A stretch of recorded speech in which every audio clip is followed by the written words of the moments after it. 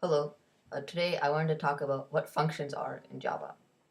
So just to clarify, a method is the same thing as a function, so I may refer to both of them by different names, but they're the exact same thing. So first of all, let's look at why I need functions. So a function has an input and an output.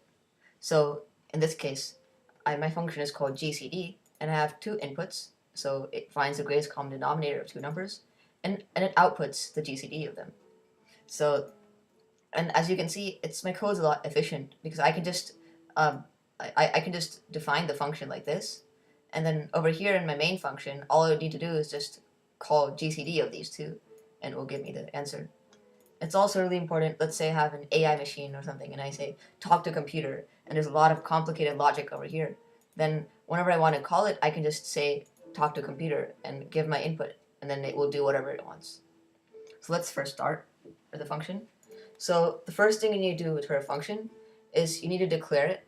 So if you're declaring it in your main, in your Java file, so make sure you have a class which looks like this, and you have to declare your function outside of your main function, a main function. So here I can have public static int get my age, and just a few things to remember.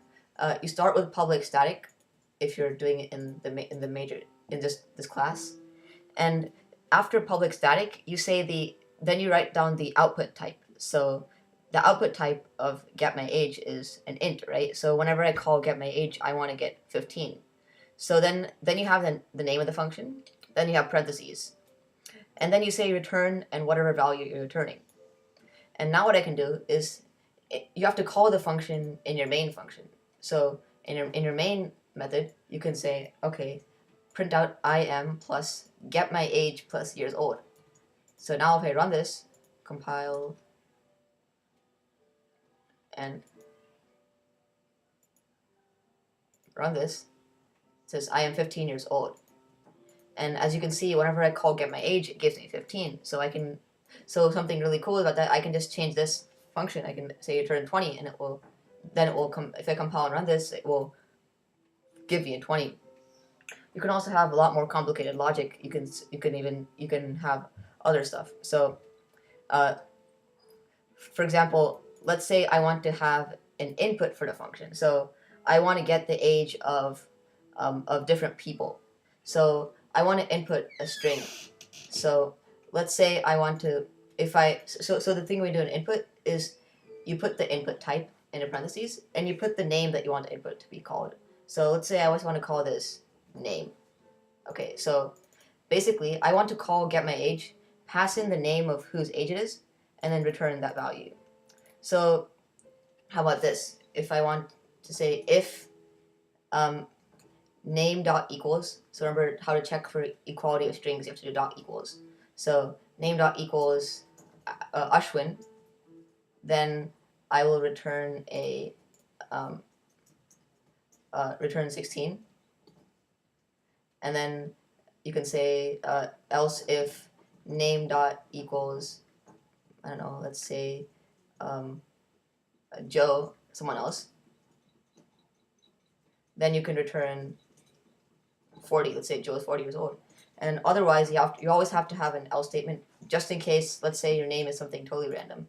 You can just return some default value. You can just return 10 for that value.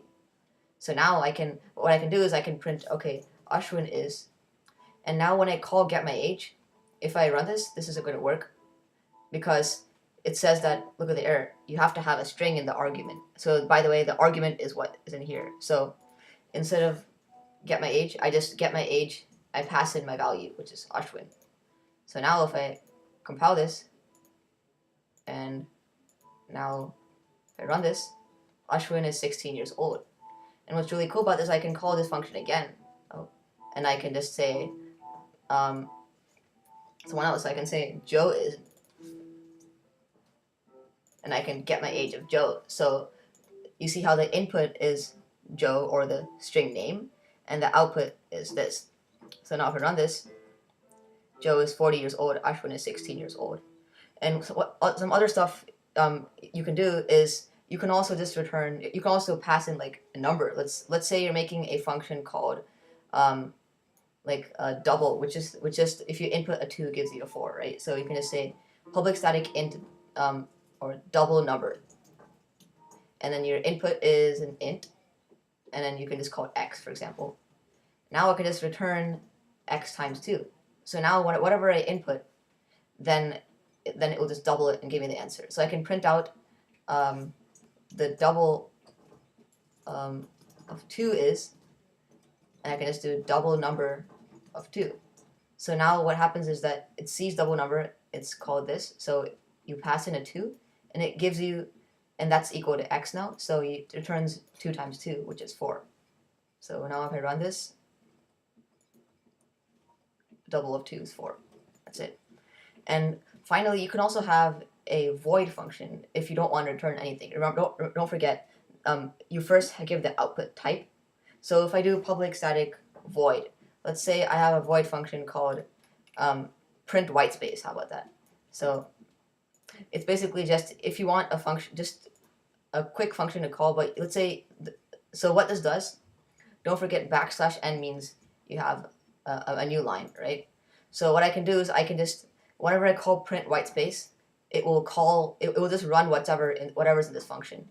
And when you call a void function, note that you just call it. You can't like print it, or you can't use it as a variable as you did before. You just do it and then it does it. So if I compile and run this, oh, okay.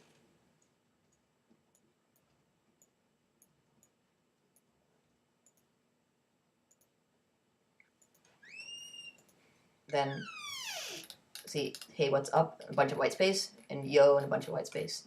And what's really cool is that I just need to call this. So let's say I want to print only 2 lines. I can just change that code over here. And what happens is now it runs. So it only prints 2 lines afterwards. So it's a really extendable way of doing things. And yeah, so you can have other things, like for example, factorial. As you can see, the input is an int x, and it does a loop on x and returns the factorial, and then it returns an int, right? So then you can print the factorial of the number. And finally, you can also have multiple arguments. So let's say I want to have let's say I have a function, okay, and I want it to print out the sum of 2 numbers, right? So my output would be a double type, right, in decimal. So sum of that. Now I just have 2 numbers, so I do double A comma double B. So remember, I want to input 2 decimal numbers because you can add them. So now I can refer to A and B as my value. So I can return A plus B, right? So now I can just say, okay, the sum of 2 and 5 is plus, and I can just do sum of 2 comma 5. And note that you always separate different arguments, but with a comma. So now if I run this, sum of 7.0, right? And what's really cool is that you can use something like a scanner, and you can actually input it in. So let's try that.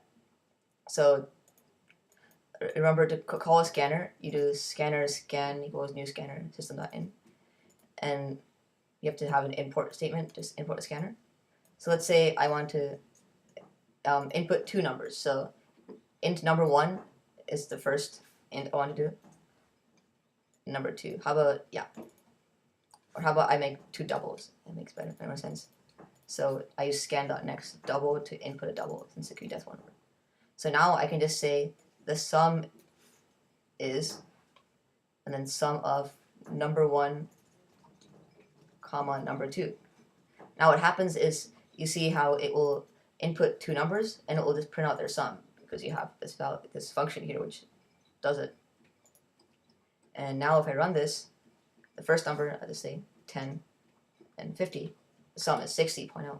So this is how it works. So, and I can of course use decimals into the double now. And you may think that right now it's kind of trivial, but you can have something called LCM or GCD and something which is a lot more complicated than that. So don't forget that, so you have public static, then the return type. If it's a void, that means it returns nothing. Whereas if it could be a string or a double or anything. And don't forget, you have to have a return statement if you're returning something. If it's a void, you don't need a return statement. You can just do whatever you want, print something, etc. And also, whatever you return has to match the return type. So if I can't just return a hello over here because I said that I'm returning a double. Let's go over some test cases. So so here's some examples of functions. So let's see if these are correct. So this the first. So the first one. Let's first try calling this function. So you see, if you call something, it prints hello, and its output type is a void. So all you do here is just put the function here, and don't forget you have to put in brackets. Now we can just do something. Compile. Oh.